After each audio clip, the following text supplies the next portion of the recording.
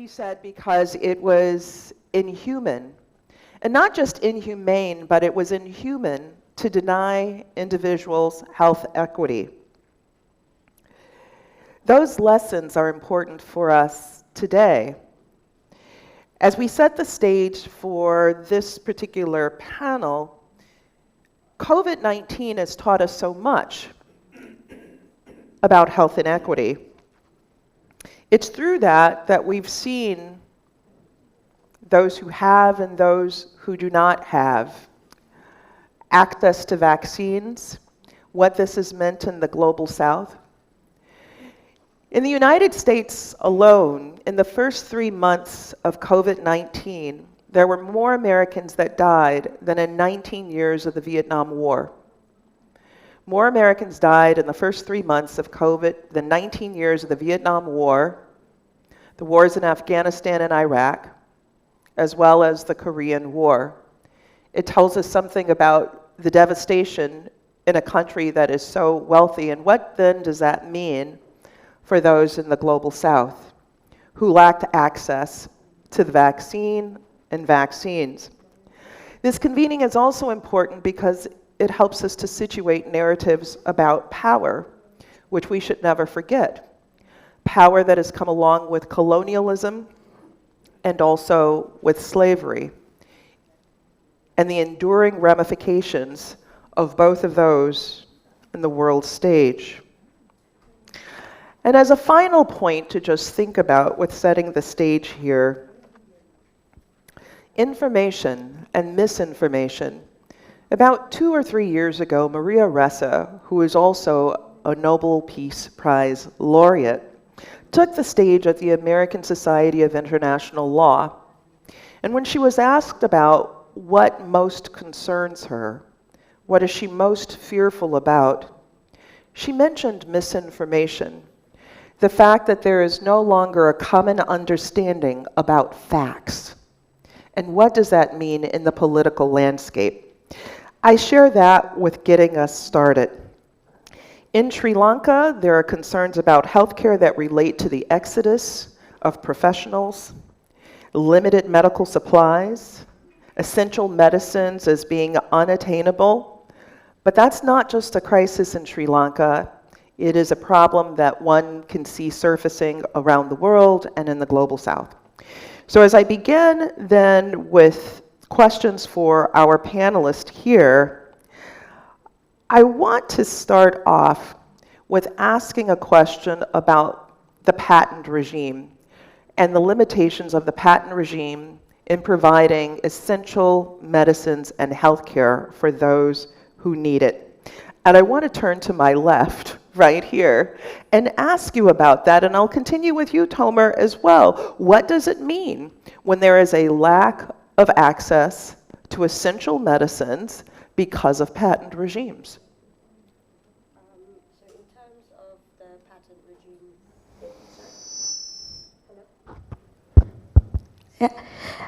so in terms of the patent regime in Sri Lanka, the IP Act is largely in line with the TRIPS agreement. So the patent protection is available to most patents that are developed in Sri Lanka or foreign patents registered in Sri Lanka. But when it comes to the issues, of course, patents do create innovation, but because of certain patents, there are also restrictions which come due to high pricing or issues such as evergreening, which prevent access to patents, especially expensive patents in local. So what does that evergreening mean for those in the audience who don't know that term? It's generally where patents are, let's say the patent holder would continue to, even after the term of the patent, let's say the 20 years in Sri Lanka, even after that period is expired, they would find mechanisms, let's say by developing a certain change within the patent to continue to get the patent license extended. So that's basically what the principle of evergreening is. So that extends the right of the patent for a lot longer than what the law even intends.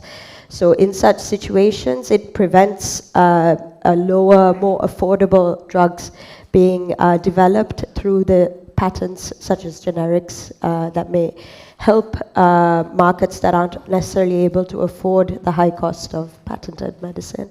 And it could also curb innovation because it prevents technological transfer of knowledge and the development of the new drugs in the local market as well. So, Tomer, I want to pick up that same question with you too, in terms of how the patent regimes ultimately end up limiting or affecting the public's health. Is this on? Do I have to do something?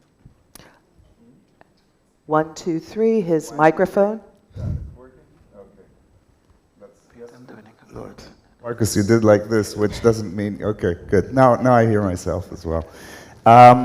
Look, this has essentially been a debate that has been going on for a very long time. I have to start off with the caveat that I'm not an IP specialist, and at a certain point then I moved on. I never was an IP specialist, but only in the context of the WTO, and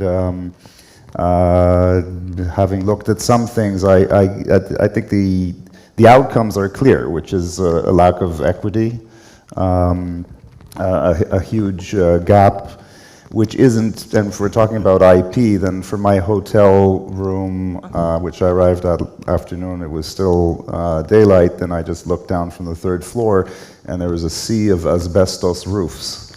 Okay, so this is non-communicative disease. It has nothing to do with the IP regime, but it's also reflective of a significant north-south gap. In fact, I recall that during the 1998 asbestos case, then there was a letter sent by an NGO in Delhi, who was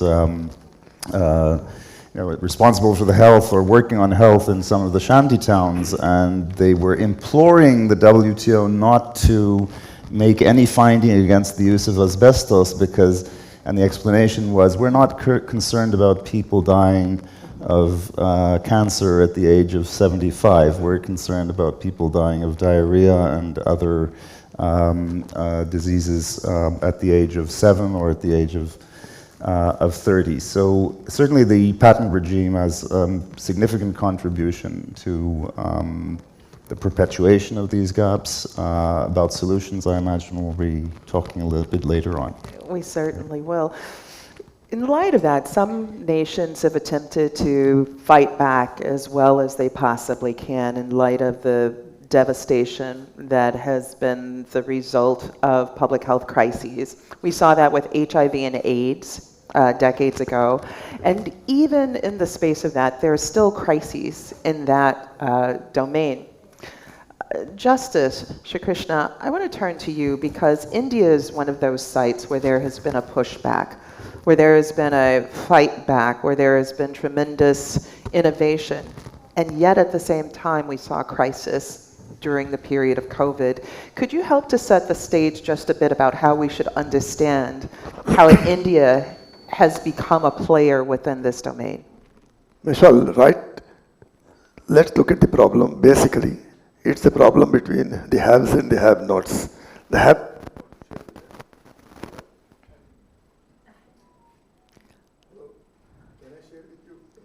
I want you to share with us. I know, we're going to work that out. No, okay, now I got it. This is equitable distribution. See, the haves don't want to share what they have with the have-nots. Now, this is true. If you go back all the way to the Paris Declaration of 1882 or whatever, that ancient thing, where there was some kind of a leeway for permitting people holding pat rights also to be a little more considerate.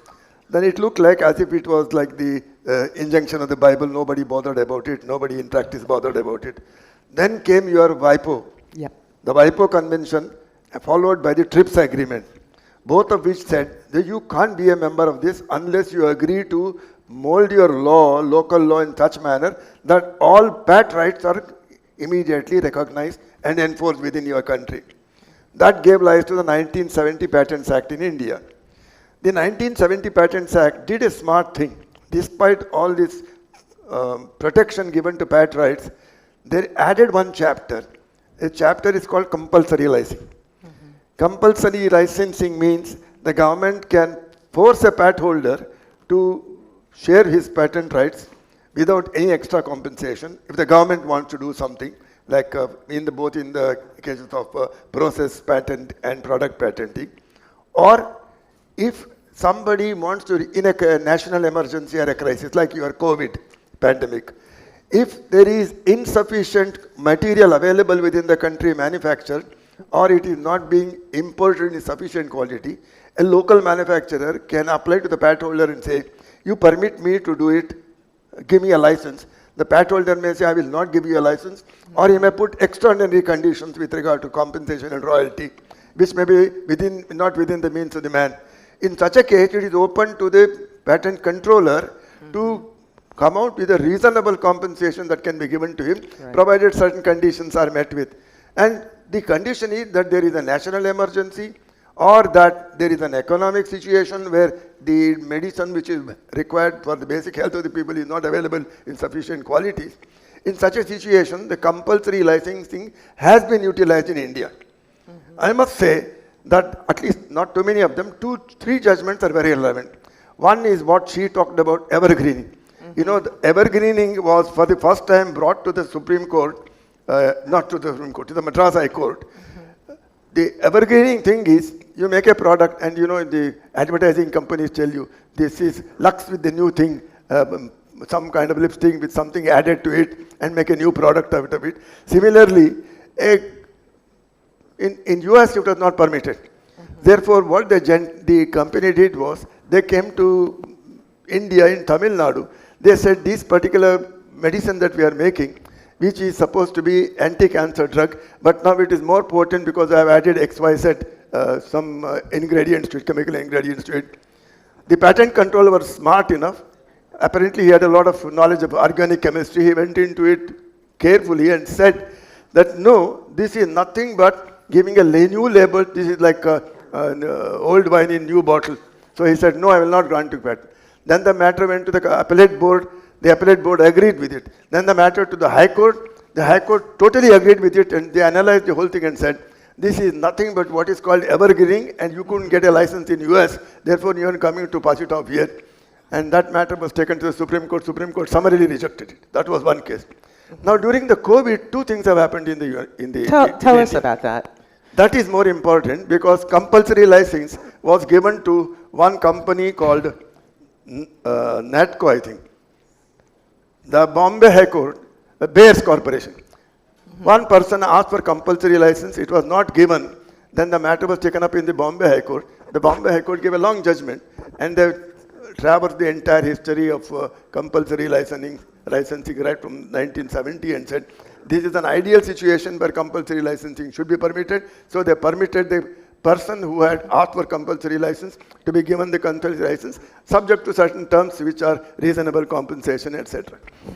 Then one more thing, very recent judgment of 2021, that is important. Okay.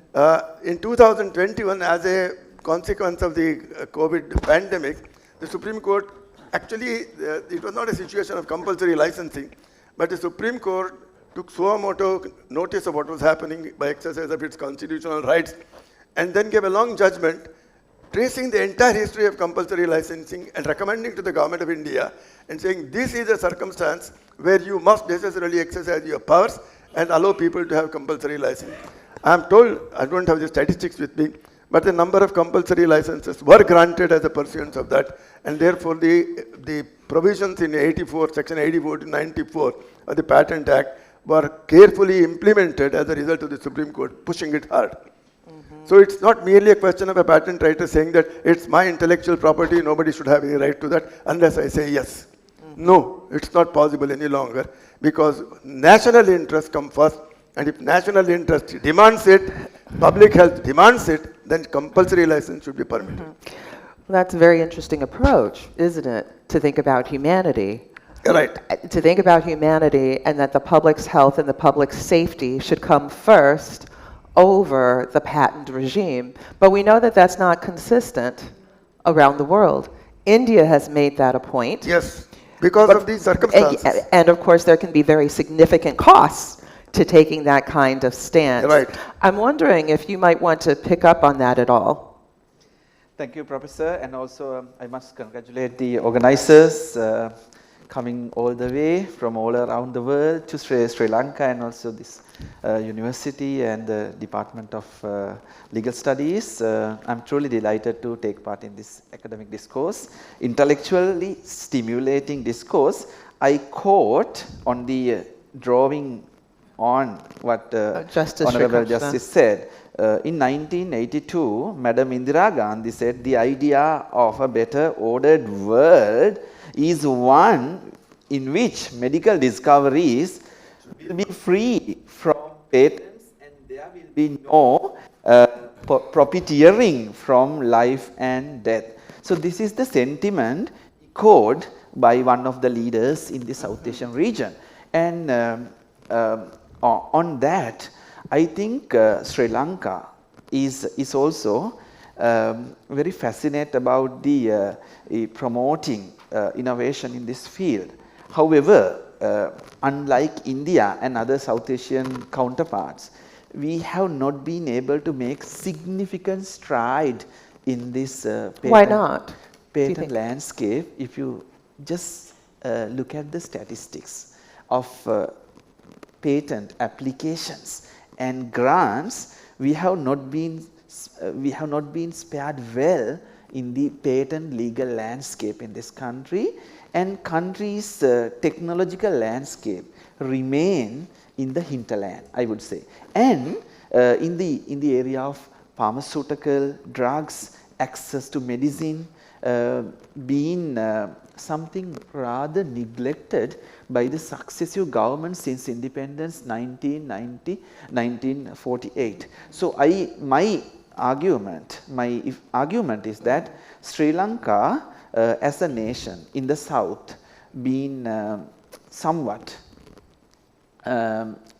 reluctant to use flexibilities embedded in the TRIPS agreement plus Doha Declaration, and latest in the midst of the COVID-19 pandemic, 2022 June 17 WTO 12th Ministerial Conference, in which the global south and the countries having capabilities given more flexibilities. However, given in view of the technological I would say underdeveloped status of this country hindered or prevented Sri Lanka from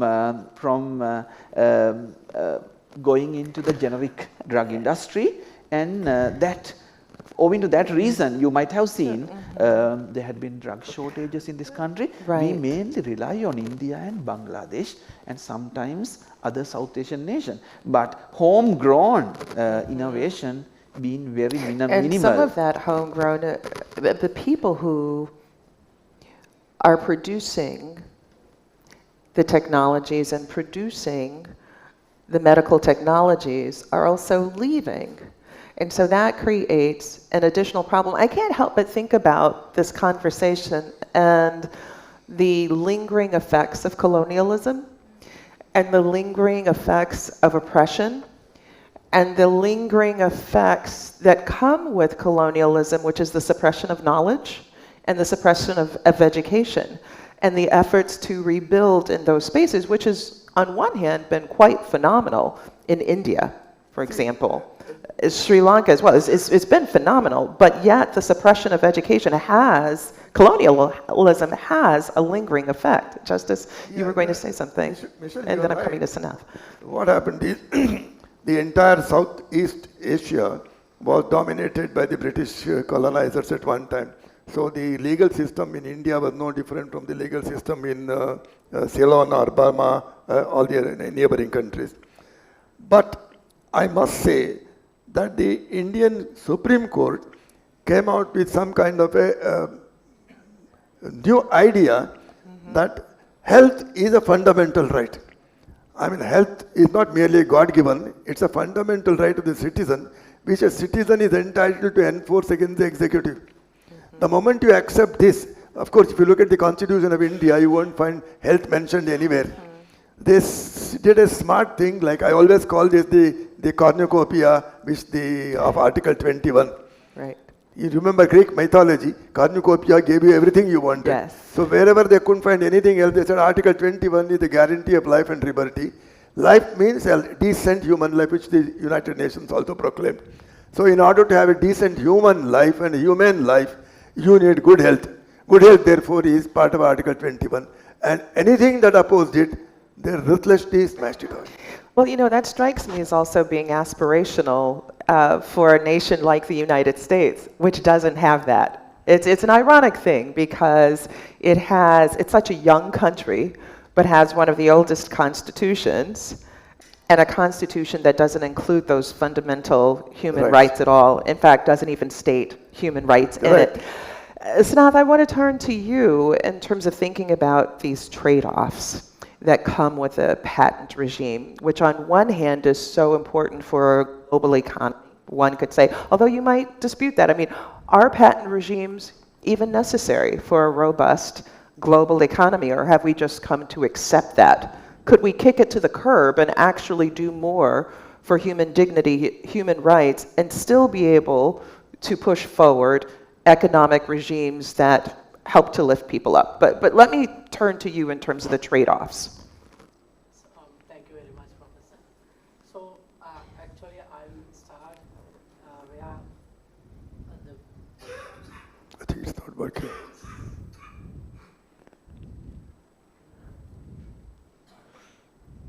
There's something wrong with the PA system, I think.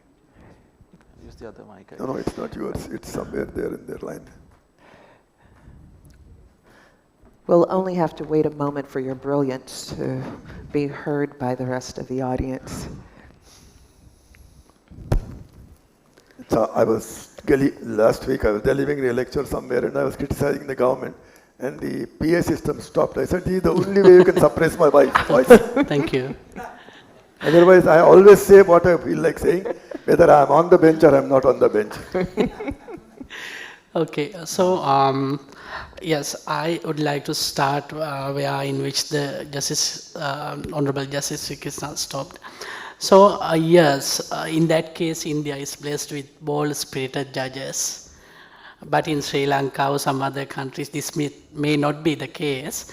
So I think when we are discussing about this trade-off between public health or public interest and intellectual property right, this is very important and essential. Okay. First, we have to look at the existing intellectual property regime, international standards as well as domestic standards, whether we have enough flexibilities in our laws to initiate or implement this trade-off. For an example, when we look at the TRIPS agreement, we have Article 6, Article 7, Article 8.1, and specifically Doha Declaration. Okay?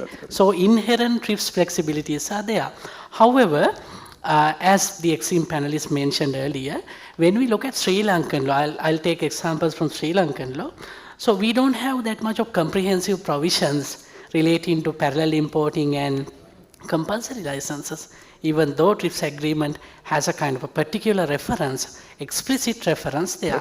31 bis. 31 bis is also there. So, but the international legal regime or the standard seems to be like looking forward or expanding the pragmatic use of, I would say, pragmatic use of existing TRIPS standards to create this trade-off. For an example, in Australia tobacco plain packaging cases, specifically the World Trade Organization Dispute Settlement Body as well as the appellate body, they interpreted TRIPS flexibilities, right. Article 6, 7, 8.1 and the Doha Declaration in a way of facilitating or accommodating countries' legitimate interests regarding public health.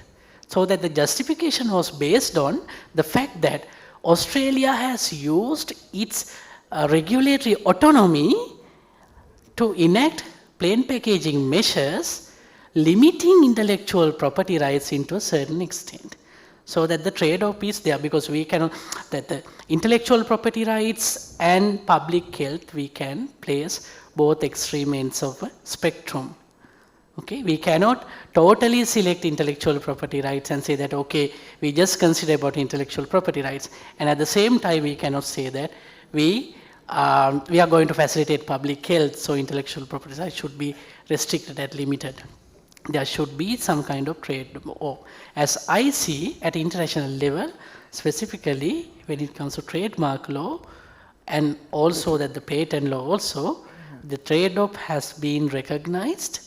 There is a tendency, I think, law and policy makers in the country, they also have a responsibility to absorb or extract these examples from international level and to, like, that make necessary amendments to domestic laws. So I want to open up this next question to the entire panel. Did you want to add on to that? Go ahead. A quick follow-up. Just you can hear it. Okay. Because essentially you have to open up the international political economy of the IP, the IP of IP. I think we're waiting on you on the mic here. Sorry about that, Toma. While we're getting your mic set, can you give it a try? I think we're still not reaching you. While we're working on that, I do want to pose a question to the entire panel, which is, has the promise of the patent regime actually panned out? Or has it panned out, but it's time for patent 2.0? The whole idea behind allowing a monopoly is this idea that there's going to be innovation. And this innovation behind it, one presumes, is going to be able to lift people up, help people out. Has the patent regime actually lived up to what the promise is? Michele, to answer your question, And I'll come to you. Patent Act of 1970 with its amendment in 2005 gives the patent controller to rule out patentability in situations where he thinks that it is necessary that medical devices, medicine and anything to do with the health of the people is absolutely essential and there can't be a patent right. There is a provision, though they have not exercised it because the situation has not come to that head. But if it comes to a shove comes to a push, the power is there. And someday they might exercise it, and I'm sure the judges will uphold that power. Yes, thank you, madam, for also giving space for me to express. That is, I would turn that to your question. Basically, the patent regime encourages innovation. We need innovation. And also we should give some leeway to recoup the investment. In most of the countries like us, we don't have that kind of in the first place technological height, technological capabilities, and also investment. It is not very much coming through. All the patented inventions are in the Western countries, and the developing countries like us, we generally produce generic of patent drugs. India does, Bangladesh does, and we used to have parallel imports. And the IP Act of Sri Lanka, which is a TRIPS compliant, which was introduced in 2003, is of course satisfactory piece of legislation. It has all international standard embedded, all the novelty, inventive step, industrial applicability, patent eligibility criteria, conditions of patentability, all these things are embedded into these provisions, plus Section 86 on compulsory licensing. This is as result of the Supreme Court determination, in which case Supreme Court read into the statute the provisions for compulsory licensing. In that sense, Sri Lanka is an innovative nation. If you see, if I take you to Anuradhapura, Sigiriya, you will imagine how creative nation we are. 2,500, Mr. Vijayavardhana, Dr. Vijayavardhana enlightened you. We have uninterrupted written history. This is a nation of innovation, And trade. but today the situation is not that. promising for us, but we need to aspire, we need to go But for that level. is a patent regime that which is necessary for the aspiration? It seems to me that before there was a patent regime, there was already trade taking place through Sri Lanka. You can go to the local museum here and see the coins that were left behind by the Romans, by the Moors, and all sorts of others. So there has been innovation, there has been trade long before there was even a patent system. And all of this raises the question whether there is a need for a patent 2.0 system, or if it's even panning out for what it was intended to be. Tomer, I think your mic is working Just now. on that point, I was going to say something else, but the patent system doesn't tell the private corporations, the big pharma, it doesn't tell them what to develop. Okay? They prioritize according to their profit structure. Profit margin. And therefore, regardless of the patent regime, then of course they would focus on where the money is, and the money is more in the global north. And they would focus on, see, all the developments in psychiatric, psychological, painkillers, things that are sort of the northern diseases or northern health problems. Or what they've while at convinced the same people time- in the north are their health problems. yes, they create the health problems as well. I agree. A but you see direct-to-consumer advertisement, right? all I'm saying is that there is no sort of international system of prioritizing health issues and somehow also rewarding those IP companies for developing where the pressing needs are in places where there is less money, of course. And then I think we can also talk about what the pandemic has perhaps changed. This is what I was going to say before, because It's a perfect transition. Let's in fact think about what are the lessons that have been learned in recent years, and COVID-19 is one robust example about, talk about the local and the global being threaded together as we're one big quilt, all affected by this very same thing. Could it be that whereas you have to have certain patent regimes to promote innovation? We're waiting on you.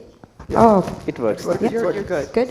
But could it be that you could also tie it in with other consumer laws, for example, price control? So let's say you leave the ability to innovate, to have rights to patents, but when it comes to how you're putting it out into the market, those patents should be controlled to an extent by the consumer laws, by price controls. So Sri Lanka does have price control on certain, essential items. So can that be something that ties in whilst also still protecting IP and the patent regime to an extent? I think certainly for the most vulnerable of the world, that sounds like one step forward. But to be clear, and this is a point that you were making, Justice, is that until we get to a space where we have a commitment, a human rights commitment to all people deserving the dignity of healthcare, is sort of the dignity, and it's a dignity that's not only to healthcare. If you think about it, it's a dignity to be able to live. And that may sound really profound, but if you think about it, during the period of COVID, we learned that certain lives just really didn't matter. That there were certain lives, we called it in the United States essential, but the essential care workers were the people who worked in the meat packing industry, who had to be in touch with people day to day. And they did not receive, so on one hand being called essential, but not even being provided the basic fundamental protections during COVID. And that's a very interesting kind of play on words and a play on dignity, that we could call you essential and send you out to work, but not send you out with the things that are really so important to protect your lives. And the people that were considered the essential workers were the people most economically vulnerable, the people at the lowest end of the economic totem pole. Justice, you were going to say something. See, I have a feeling that this is basically a sociological problem. Now, these innovations are made by people who have the wealth to do that.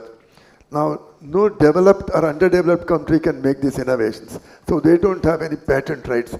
The patent rights belong to those countries which have a lot of money, which have invested money and time in that, and therefore they want to protect it. Therefore, it goes back to what I started by saying, a sort of a clash between the haves and the have-nots. Yes. Now, you're right. Therefore, the entire UN body, entire body of all the civilized nations should come together and say, hey, these are areas in which there can't be any protective rights at all. Why? Because it affects the human dignity, it affects the human life. Now, that can be done only by a body like UN, but you know what the problem with the UN. Yes. UN has become virtually a toothless tiger thanks to the veto powers. Otherwise, how can such injustice be perpetrated? It took so many years for the apartheid regime to be dismantled. UN did nothing about it. Yeah, to add 2 points. One is the right to health. Right to health is a basic human right, and Sri Lanka is yet to recognize, but in future constitution it may be recognized. Second one, Sri Lanka is an IP importing country, and you might have read in the headlines that tell us what you mean by an IP importing country. As opposed to intellectual property products exporting country, we are a heavy dependent on IP imports in terms of medicine, pharmaceutical drugs, and that is why the headlines made it very, very conspicuous that Sri Lanka has shortage of drugs. One sees that. You do the Google search and you look at what's the health crisis in Sri Lanka, and it's that which comes up, the shortage of the drugs, it's the exodus of the medical providers, it's people not being able to get access to care in a timely manner. Even if there are generic drugs can be produced in local Sri Lanka, but we need to immediately build, upscale our capabilities of making generic drugs. And also we must promote IP culture, patent culture in this country. It should go into the DNA of the school children of this country. If we want to see in 2048, we aspire to become a developed nation. I don't know where are we heading if we do not develop this IP patent culture in this country. Well, it seems to me that and of course you as an educator and as a dean, it also gets back to questions of education as well. So let's turn the page and think about then what comes next. How do we move the conversation along? How do we move along the very principle that you started us off with, Justice? It's those who have, the haves and the have-nots, right? That's what Mark Galanter wrote about so long ago through his trips to India, right? So how do we turn the page on all of this? What does that look like? And Tomer, I want to start with you. How do we turn the page? What does this look like from the position in which you sit? So from my perspective, I was thinking more about what the pandemic, in other words, if we just restart and there was no pandemic, then nothing will change. But to me the question is, what have we learned perhaps from the pandemic? And one issue that I was starting to describe before was that the standard account, at least in the north, of course, is that the big pharma companies have a very strong hold on their governance. Right. Perhaps, but during the pandemic, we saw that the stars didn't necessarily align. In other words, the crisis was so great that governments, and I think governments had to respond very quickly. It took Big Pharma a while to sort of regroup. There was a global cooperation very quickly. You know, it was a suspension. But there was also a lack of cooperation because you couldn't really expect there's a concept of a behavioral concept of pro-sociality, like someone who dives into the water risks their own lives to save someone. We didn't necessarily see that. This is a very interesting concept because, you know, in the United States, we don't do that. We don't, we don't protect people who want to save the lives of other people. But it does exist. Elsewhere, thank goodness. but at the international level, when the crisis was so great, then we didn't see any of that. In other words, it was almost every man to his own in the sense of, well, first of all, we have to understand what we have to do locally. And there was also holding back of information. And I'm not talking just about China. There were other cases in which it's an issue of national reputation, and what's it going to do to the economy when people realize that we have such a high rate of COVID. And I think it took the big pharma a while to sort of regroup, reevaluate the situation, and also to start thinking about the market, of course, because there was a bit of a space race in terms of developing and where it's going to happen. In the US, ultimately, it did align, I think, with government interests, but sort of as the global player. But in other places, I'm not sure. Well, it was an interesting thing, just as one point of intervention here. We've seen a shift within the academic space. So if we take a point of thinking about innovation as starting from a point of education, there used to be the narrative of publish or perish in the universities, right? The idea is that you're going to publish this research, it's going to be available to everyone all around. And now very much it's patent or perish, which is a very different kind of concept altogether. It's one that pushes forward innovation, yes, but it's also one that is not open. Selfishness. That's right, it's a kind of selfishness. So how do we turn the page and what comes next as we begin to close our panel? See, picking up from what Tomer said, throw your mind back to the situation of the World War. Each country had its own problems, each country had its own priorities. But then when the common enemy was faced, all of them came together. Britain was absolutely devastated. So America said, we'll give you the land and lease, we'll give you all the support to fight the World War. Then when they found that the Axis powers were getting together to destroy the world, the rest of the world came together. Now that kind of cooperation is necessary even in peacetime. Yeah. Now today you are talking of COVID. Yes, COVID is like a world war. When COVID came in, everybody got and said, hey, let's gang up together and solve the problem. Now when it is peacetime, there's a classic example in Mahabharata. I'm telling you, it's very interesting. The Pandavas were 5, the Kauravas, the other cousins were 100. They were always at loggerheads. So at one time, the Pandavas are sitting in their band to go to the forest. So some enemy comes and hammers them. So at that time, they say, the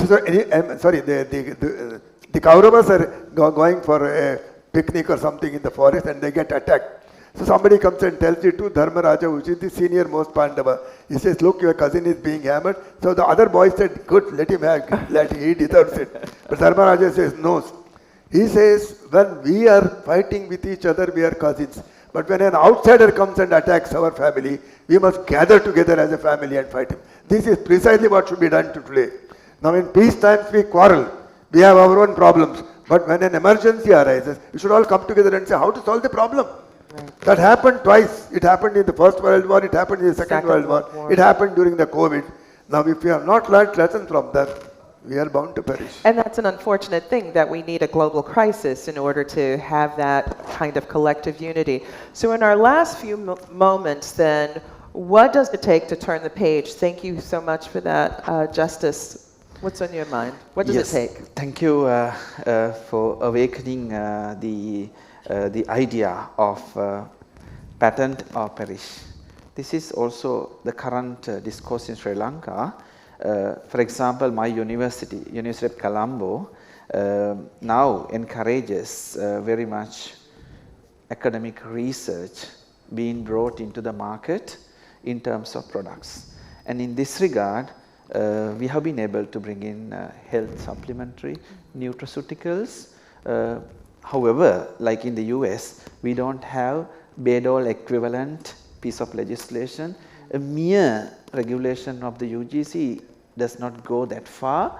So we need to think and we need to foresee policy and legal reform in this area, where the university research will not sit idle, accumulating dust on the shelf of a library, but it must be really benefiting an average citizen on the street whose tax money paid for the education of the to maintain the institution.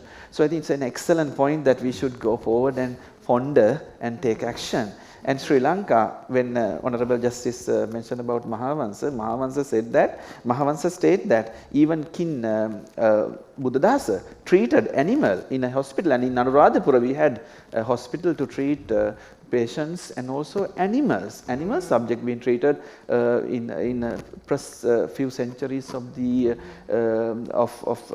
AD. So I think we are a nation, we should go forward with a positive mind, and of course pattern culture should be something, one of the priorities of this country, without which I don't see any future, because South Korea, just look at South Korea, was behind us in 1972. And now today the fourth largest IP exporting country. Where are we standing? We have to turn torch inwards and revisit the parameters. We have to go for a paradigm shift. Or create something else. Okay, as I wrap up, Sanath, how do we turn the page? Yes, I think so. Adding up to the esteemed members' ideas, so pandemic has provided us a very clear lesson that you have to go together, and no one should be left behind also. Okay, so as I see this TRIPS waiver proposal is that type of effort, just to have a global collaboration, especially South Africa and India made this proposal in October 2020 at the World Trade Organization and the TRIPS Council that the waiver proposal should be implemented. But it took more than 2 years to come into a conclusion. Okay, so pandemic, we cannot just stay behind the rooms and discussing on and on again whether we should provide this waiver proposal, accept this waiver proposal or not. So it took 2 years. Okay. Now there are discussions going on about this pandemic treaty. For your colleague, Professor Lawrence Gostin, is heavily involved and working on this pandemic treaty. Perhaps I think pandemic treaty would create a kind of a platform which could be used to mitigate the adverse and unprecedented threats to the humanity and human health in the future.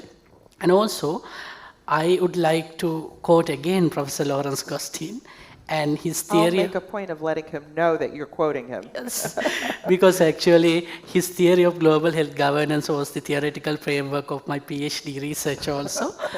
So, global health governance, because health should not be a responsibility of the states or that the people involved in health sector. Okay? Beyond that, all other stakeholders, maybe World Trade Organization, also WIPO, World Intellectual Property Organization, and agriculture and food organizations, and philanthropies, advocates, everyone, individuals also, they have a role to play in addressing these health issues and realization of common health goals, because health is essential and paramount importance. So, yes. Thank you. And as I wrap up, Tomer, let me Final turn to thought. you. Because the starting point, at least in international law, even though it doesn't apply to the United States, because it's not a party to the International Covenant on Economic, Social, and Cultural Rights, but it is the human right to the highest attainable standard of health. Unfortunately, that is by some has been interpreted also as the highest attainable under the jurisdiction of whether you live in Sri Lanka. It's the highest attainable standard of health in Sri Lanka. If you live in Manhattan, and it's something else, or in London. But a thought that just passed through my mind, only because of this panel, because as I said earlier, no one is telling the big pharmaceutical companies what to develop except profit and government direction, which comes through grants, let's say from NIH, National Institutes of Health in the United States and other places. Now, in the medical profession, there is something called the Hippocratic Oath, which has existed for thousands of years. And it applies certain standards of ethics to people who are arguably less influential, right? These are individuals working in a hospital, surgeons and so on. They are subject to the Hippocratic Oath. But at some level, there should be a Hippocratic Oath for, if you want to get FDA approval for this pharmaceutical, then you also have to develop this for someone else that will be needed somewhere else, and even if you'll be foregoing profit because you're making enough. That's a very good point. All right, let's close with you. How do we turn the page, Nathaya? I think also learning from what Justice said about India as well, it's also using the certain provisions that are in place and being brave enough, like the judges have been, and taking that step to move towards public health, to fight against, let's say, corporations that are lobbying against it, but taking that step and using provisions that are already in place to enforce them and take things further towards public health. As we close out this session, I want to thank, would you please join me in thanking my panelists here? It's a wonderful, wonderful panel here.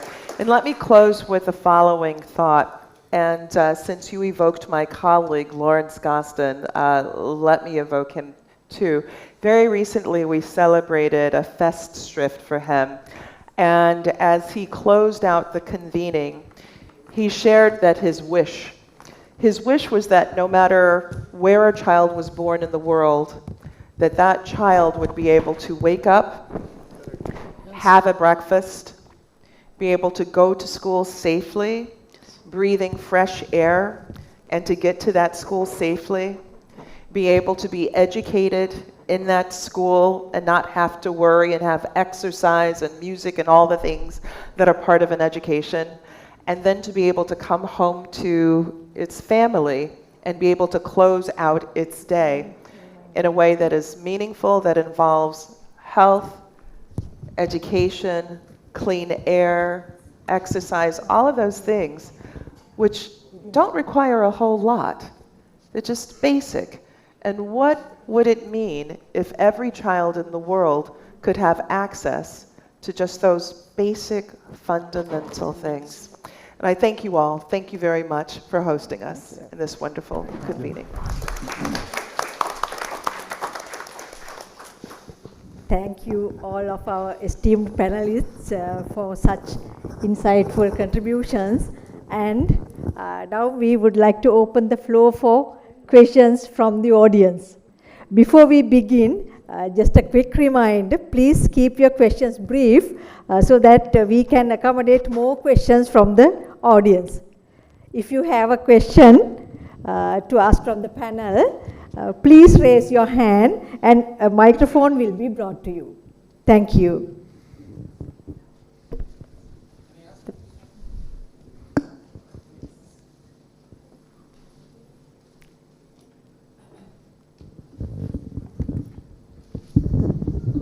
Hello. Yeah, my name is Professor K.T. Raju. I'm a professor of international law at IIT Law School, India. My question to the panelist is, justice has told the half story.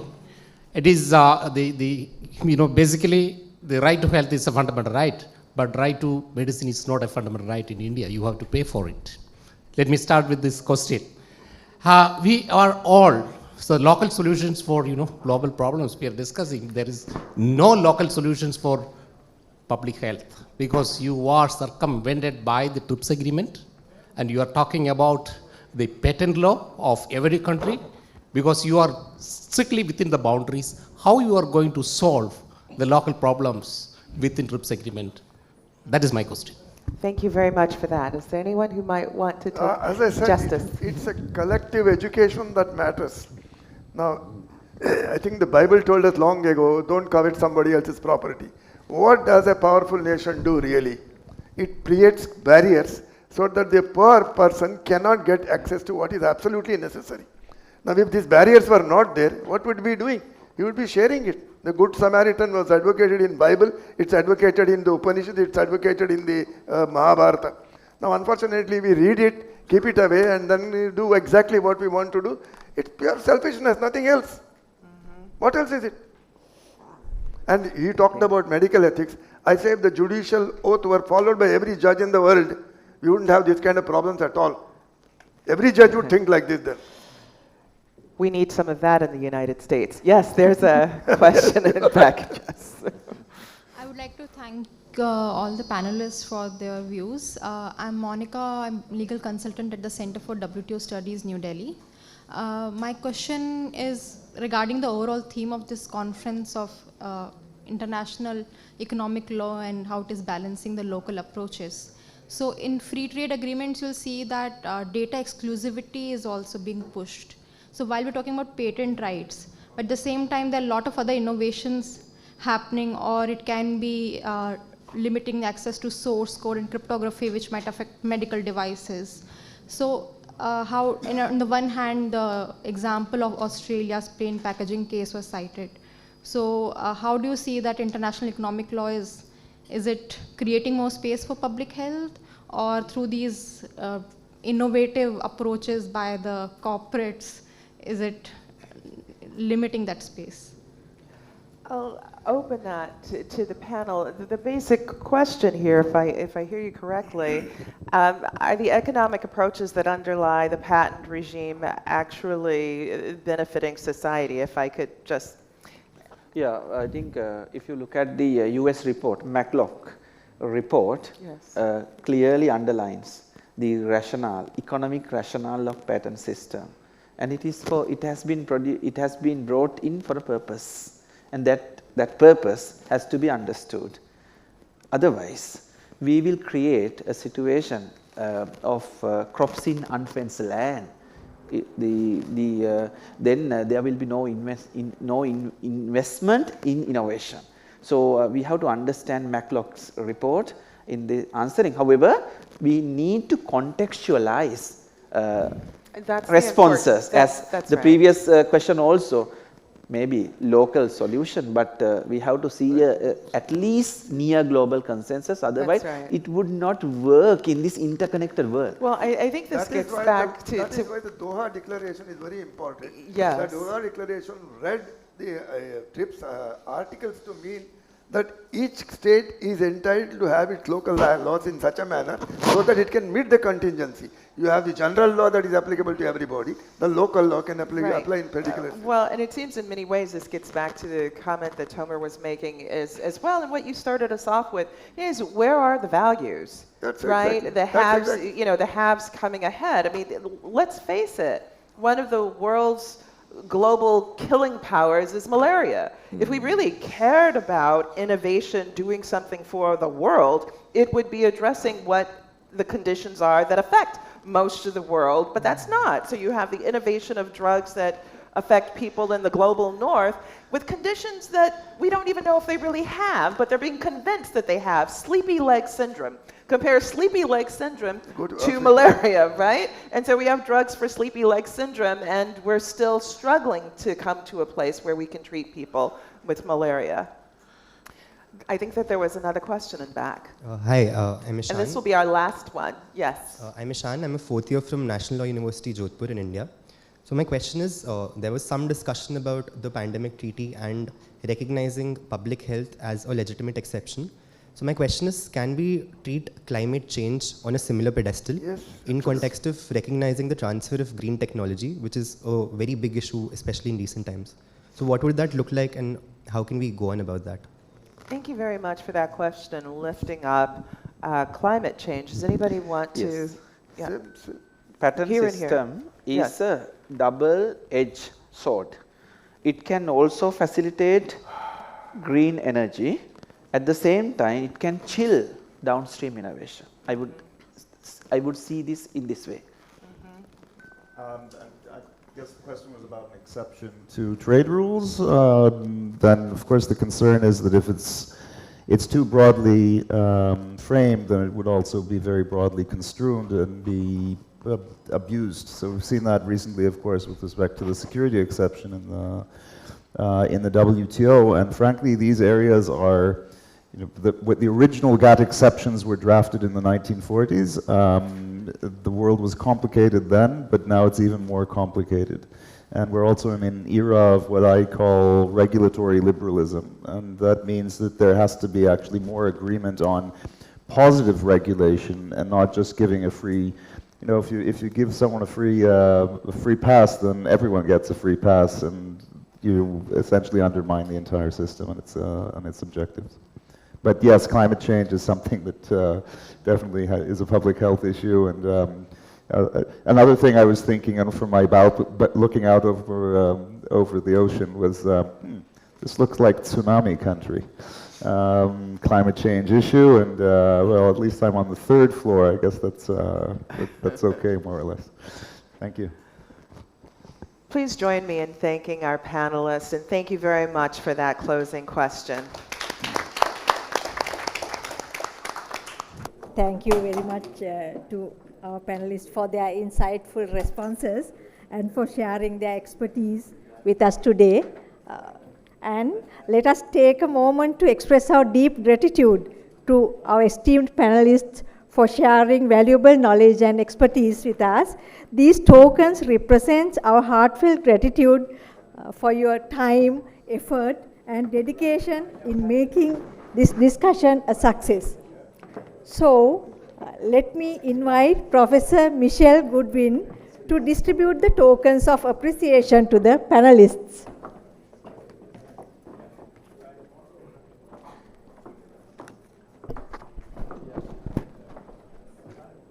I respectfully invite Honorable Justice B.N. Srikrishna, Professor Nishantha Sampath Punchihewa,